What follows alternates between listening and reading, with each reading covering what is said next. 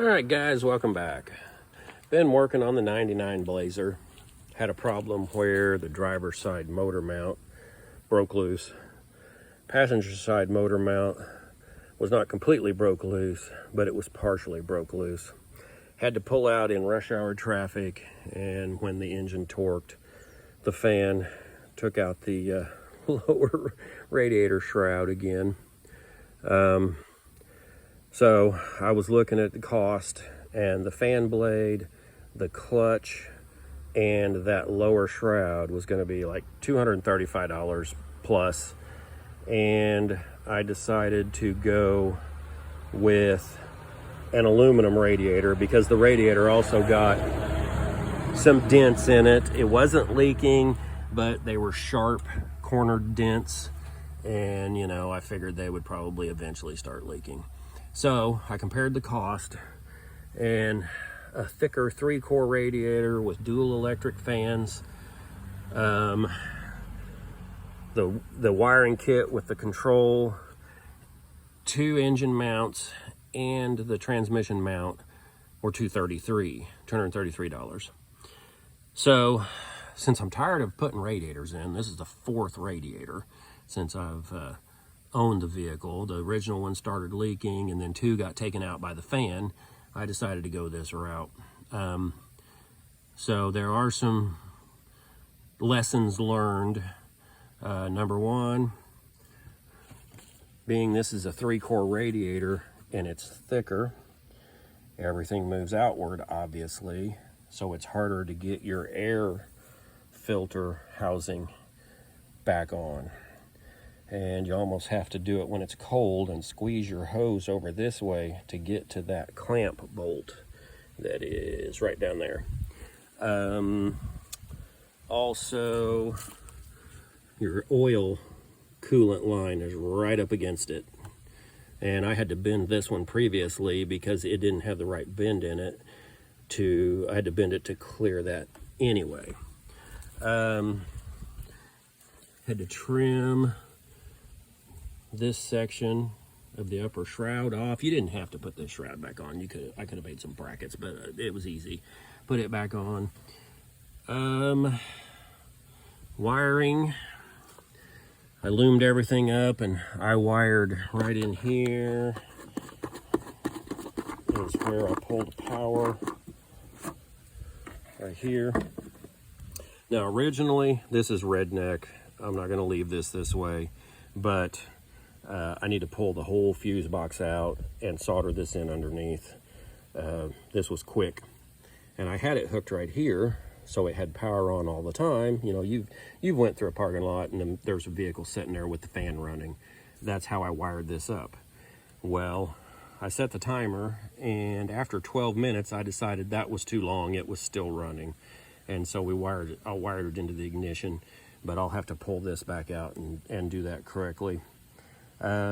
This is a Hayden, I think it's a 3647 control. It's adjustable with that potentiometer right there.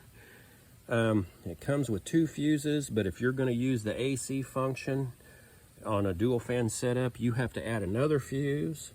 So now I have 3. One's main power, one's a fuse fan and fan fuse, and the other one's a fan fuse. So that's how that all went. As far as the motor mounts, so it is damn near impossible to get the driver's side motor mount lower bolt out because you've got 2 tabs and the bolts in between them, and the differential is right down here. So you can barely get the wrench on there to get it loose. If you take the 2 top bolts out, you can then rotate and take the long bolt that goes through to the frame. Jack the engine up, you take top bolts out, you can rotate that like this. That puts that window pointing forward more, and then you can get your bolt out. Now what I did was, because I didn't want to lower the front axle to put in a motor mount. So what I did was, on the new ones, I cut the hole into a slot, just big enough for the bolt to get in.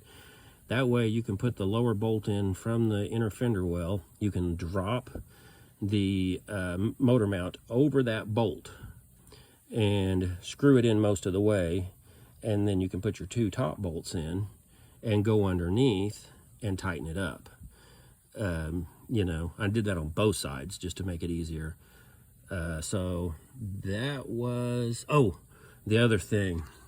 So this obviously fits, and it supposedly fits this vehicle perfectly. Well, those push fittings right there for your oil cooler, the ones that came in the radiator from the factory, they seemed way too loose when you installed the the aluminum lines in there. Way too loose. I didn't trust them at all, didn't even try it.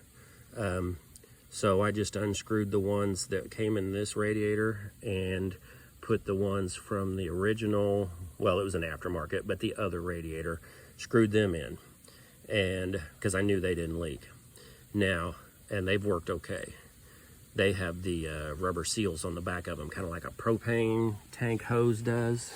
Has the taper, but also has the seal.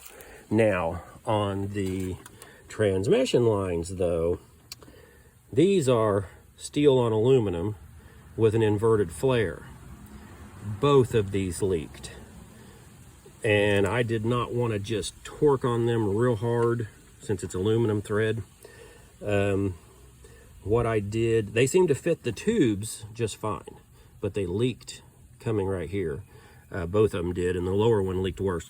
So I had one of those copper sealing washer kits, and I found a washer in the set that had the same diameter hole in the middle and fit right up in there, and so I snugged them in there until it stopped leaking, and that's how I fixed that.